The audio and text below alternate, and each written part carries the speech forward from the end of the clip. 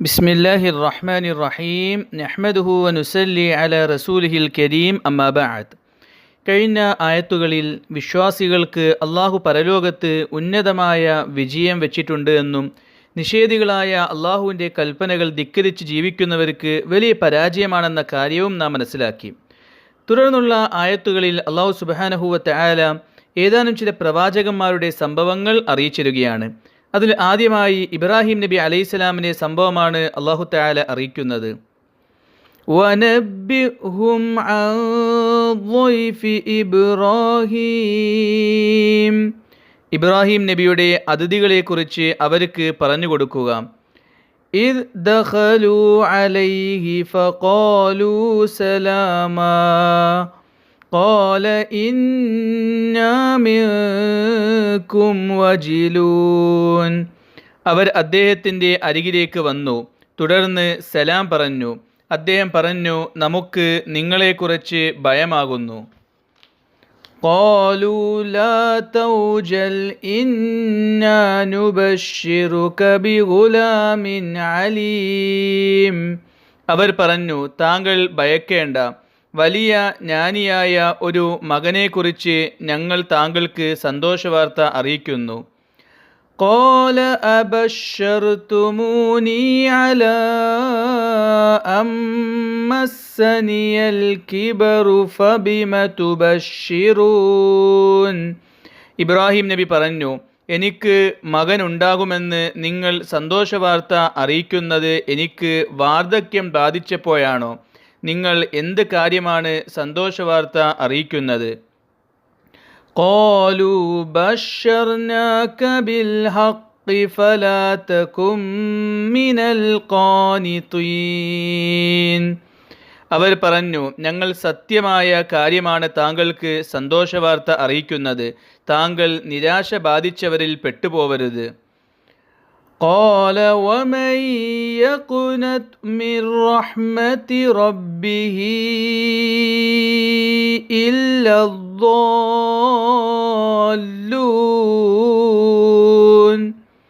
ഇബ്രാഹിം നബി പറഞ്ഞു, വഴികെട്ടവരല്ലാതെ ആരാണ് രക്ഷിതാവിൻ്റെ കാരുണ്യത്തിൽ നിന്നും നിരാശപ്പെടുന്നത്?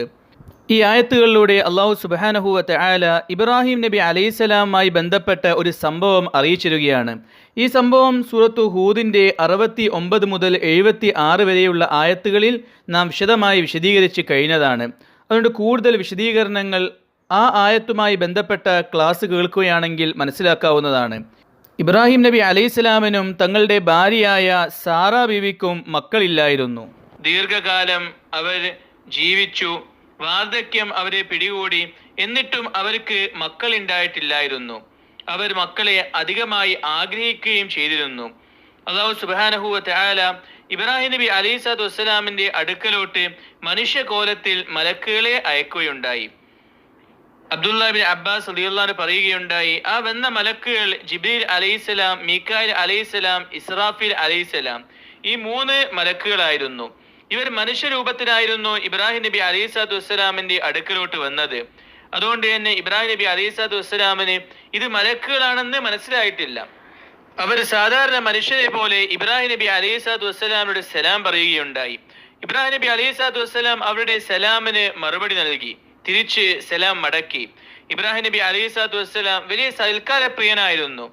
ഏത് അതിഥി വന്നാലും അവരെ നല്ലതുപോലെ ഭക്ഷിപ്പിക്കുമായിരുന്നു. അത് ഇബ്രാഹിം നബി അലൈഹിസ്സലാത്തു വസ്സലാമിന്റെ ഒരു ശീലമായിരുന്നു.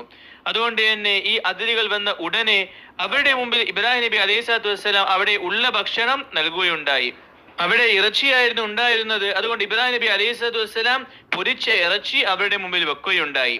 പക്ഷെ ഇബ്രാഹിം നബി അലൈഹിസ്സലാത്തു വസ്സലാം നോക്കിയപ്പോൾ ഇവരെ ആ ഭക്ഷണം ഭക്ഷിക്കുന്നില്ല. ഇത് കണ്ടപ്പോൾ ഇബ്രാഹിം നബി അലൈഹിസ്സലാത്തു വസ്സലാമിന് ഭയമുണ്ടായി. കാരണം അതിഥികളാണെങ്കിൽ ആ ഭക്ഷണം ഭക്ഷിക്കും. അവർ ഭക്ഷിക്കാതിരിക്കുന്നത് കണ്ടപ്പോൾ ഇവരെന്തെങ്കിലും അക്രമം ഉണ്ടാക്കാൻ വന്നവരാണോ എന്ന സംശയം ഇബ്രാഹിം നബി അലൈഹിസ്സലാത്തു വസ്സലാമിന്റെ മനസ്സിൽ ഉണ്ടായി. ഉടനെ ഈ മലക്കുകൾ ഇബ്രാഹിം നബി അലൈഹിസ്സലാത്തു വസ്സലാമിന് കാര്യം പറഞ്ഞു കൊടുത്തു. ഞങ്ങൾ മനുഷ്യരല്ല, ഞങ്ങൾ മലക്കുകളാണ്, അതുകൊണ്ടാണ് ഞങ്ങൾക്ക് ഇത് ഭക്ഷിക്കാൻ സാധിക്കാത്തത്. മലക്കുകളെ സംബന്ധിച്ചിടത്തോളം അവർ ഭക്ഷണം കഴിക്കുകയോ പാനീയം കുടിക്കുകയോ ഇല്ല. അള്ളാഹു മനുഷ്യ രൂപത്തിൽ അവരെ അയച്ചു. പക്ഷേ അവർക്ക് ഭക്ഷണം കഴിക്കണമെങ്കിലും അള്ളാഹുവിന്റെ കൽപ്പന വരണം. അതുകൊണ്ട് തന്നെ അവർ മലക്കുകളായതുകൊണ്ടാണ് ഭക്ഷിക്കാത്തത്. താങ്കൾ പേടിക്കേണ്ടതില്ല, താങ്കൾക്കൊരു സന്തോഷ വാർത്ത അറിയിക്കുകയാണെന്ന് മലക്കുകൾ പറഞ്ഞു. അതിന് മുമ്പായി മലക്കൾ ഇബ്രാഹിം നബി അലൈഹി സ്വലാത്തു വസ്സലാമിനോട് പറഞ്ഞു, ഞങ്ങൾ ലൂത്ത് നബി അലൈഹി സ്വലാത്തു വസ്സലാമിന്റെ സമുദായത്തിലോട്ടാണ് യഥാർത്ഥമായി പോകുന്നത്. അതിന്റെ ഇടയിൽ തങ്ങൾക്കൊരു സന്തോഷ വാർത്ത അറിയിക്കാനായി ഇവിടെ വന്നതാണ്. ഇസ്ഹാഖ് എന്ന പേരുള്ള ഒരു സന്തതി തങ്ങൾക്ക് ജനിക്കുന്നതാണ്. ആ ഇസ്ഹാഖ് എന്ന പേരുള്ള സന്തതിക്ക് യാക്കൂബ് എന്ന പേരുള്ള സന്തതിയും ജനിക്കുന്നതാണ്. ഈ ഒരു സന്തോഷ വാർത്ത കേട്ടപ്പോൾ ഇബ്രാഹിം നബി അലൈഹി സ്വലാത്തു വസ്സലാം അത്ഭുതപ്പെട്ടു പോയി. എങ്ങനെ എനിക്ക് മക്കൾ ഉണ്ടാവാനാണെന്ന് ഇബ്രാഹിം നബി അലൈഹി സ്വലാത്തു വസ്സലാം ചോദിച്ചു. കാരണം എനിക്ക് വാർദ്ധക്യം പിടിപെട്ടിട്ടുണ്ട്. ഈ വാർദ്ധക്യത്തിൽ എങ്ങനെയാണ് മക്കൾ ഉണ്ടാവുക? ഇത് കേട്ടപ്പോൾ മലക്കുകൾ പറഞ്ഞു, ഞങ്ങൾ പറയുന്ന കാര്യം സത്യമാണ്. അള്ളാഹുവിൽ നിന്നുമുള്ള സന്ദേശമാണ് ഞങ്ങൾ താങ്കൾക്ക് എത്തിച്ചേരുന്നത്. അതുകൊണ്ട് താങ്കൾ ഒരിക്കലും നിരാശപ്പെടാൻ പാടില്ല എന്ന് പറഞ്ഞു. അള്ളാഹു അത്ഭുതകരമായ രീതിയിൽ കാര്യങ്ങൾ നടത്താൻ കഴിവുള്ളവനാണ്. അവസ്ഥകളും സാഹചര്യങ്ങളും എത്ര പ്രതികൂലമായാലും നമ്മുടെ ആവശ്യങ്ങൾ അള്ളാഹുവിനോട് പറയണം. അള്ളാഹു ആ കാര്യത്തെ എത്ര പ്രതികൂലമായ അവസ്ഥയിലും അത്ഭുതകരമായ രീതിയിൽ നടത്താൻ കഴിവുള്ളവനാണ്. അതുകൊണ്ട് ആ അള്ളാഹുവിൽ നിന്നും നിങ്ങൾ ഒരിക്കലും നിരാശപ്പെട്ടു പോകാൻ പാടില്ല എന്ന് മലക്കുകൾ ഇബ്രാഹിം നബി അലൈഹി സ്വലാമിനെ അറിയിച്ചു. തിരിച്ച് ഇബ്രാഹിം നബി അലൈഹി സ്വലാം പറഞ്ഞു, പരിശുദ്ധനായ അള്ളാഹു, കരുണയുള്ള അള്ളാഹു, ആ അള്ളാഹുവിൻ്റെ കരുണയിൽ നിന്നും ആര് നിരാശപ്പെടാനാണ്? വഴികെട്ടവരല്ലാതെ ആരും അള്ളാഹുവിൽ നിന്നും നിരാശപ്പെടുന്നതല്ല. അതുകൊണ്ട് ഞാനൊരിക്കലും അള്ളാഹുവിൽ നിന്നും നിരാശപ്പെടുന്നില്ല. അള്ളാഹുവിൻ്റെ കൽപ്പനയെ ഞാൻ അംഗീകരിക്കുകയും വിശ്വസിക്കുകയും ചെയ്യുന്നുവെന്ന് ഇബ്രാഹിം നബി അലൈഹി സ്വലാത്തു വസ്സലാം മറുപടി നൽകുകയുണ്ടായി. ഈ ഒരു സംഭവത്തിലൂടെ അള്ളാഹു സുബ്ഹാനഹു വ തആല പല കാര്യങ്ങളും അറിയിച്ചിരുകയാണ്. ഒന്നാമതായി അള്ളാഹു തആല വലിയ കഴിവുള്ളവനാണെന്ന കാര്യം അറിയിക്കുകയാണ്. ഇബ്രാഹിം നബി അലൈഹി സ്വലാത്തു വസ്സലാമിന് വാർദ്ധക്യകാലത്ത് ഒരു മകനുണ്ടാവുമെന്ന് ഒരു പ്രതീക്ഷയുമില്ലാത്ത സന്ദർഭത്തിൽ അള്ളാഹു സുബ്ഹാനഹു വ തആല ഒരു മകനെ നൽകുകയുണ്ടായി. ഇതിലൂടെ അള്ളാഹുവിൻ്റെ ഉന്നതമായ കഴിവിനെ അറിയിക്കുകയാണ്. അതുകൊണ്ട് ആരും അള്ളാഹുവിൽ നിന്നും നിരാശപ്പെട്ടു പോകാൻ പാടില്ല. എൻ്റെ സാഹചര്യങ്ങൾ പ്രതികൂലമാണ്, അവസ്ഥകൾ പ്രതികൂലമാണ്, ഇന്ന കാര്യം ഒരിക്കലും നടക്കുന്നതല്ല, ഇന്ന കാര്യം ഒരിക്കലും ചെയ്യാൻ സാധിക്കുന്നതല്ല, ഇങ്ങനെ ഒരു വിഷയത്തിലും നിരാശ മനുഷ്യർക്കുണ്ടാവാൻ പാടില്ല. എപ്പോഴും അള്ളാഹുവിൽ പ്രതീക്ഷയുള്ളവനാണ് യഥാർത്ഥ വിശ്വാസി. എത്ര പ്രതികൂലമായ സാഹചര്യമാണെങ്കിലും എൻ്റെ റബ്ബ് അതിനേക്കാൾ കഴിവുള്ളവനാണ്.